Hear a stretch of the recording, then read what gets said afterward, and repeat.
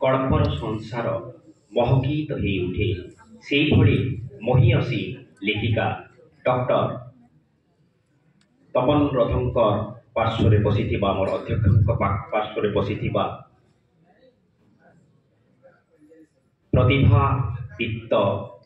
गाल्पिका श्रीमती जाज्ञसेनी साहू को आज यही कविता पाठोत्सव अवसर में माटीपुत्र सम्मान रे सम्मानित करने आज वरेण्य अतिथि मान को अनुरोध करुच्ची।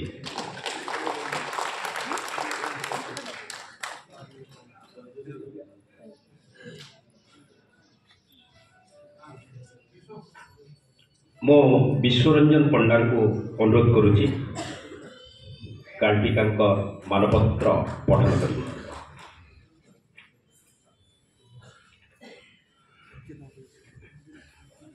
26तम कलाहांडी उत्सव घुमुरा 2024 जिला स्तरीय कवि सम्मेलनी ता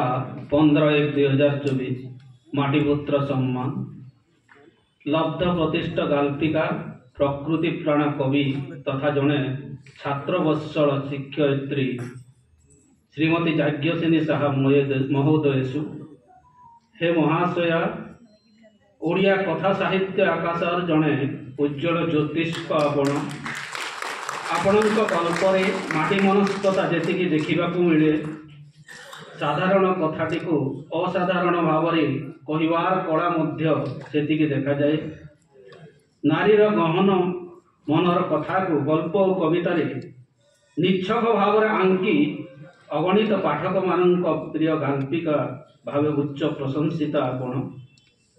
पिलाटी दिनर कलम चालना करी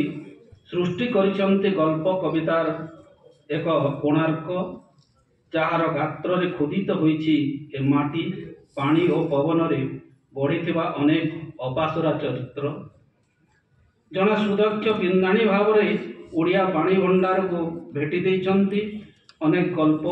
जहाँ संकलित होईछि माटीरो आकाश सामुकार स्वप्न चिठी केसिंगा विद्यापीठर मसूरी पर अनेक गल्प संकलन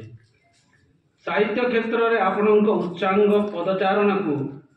स्वीकार करी अनेक साहित्य अनुष्ठान संवर्धित करिसंते आपण को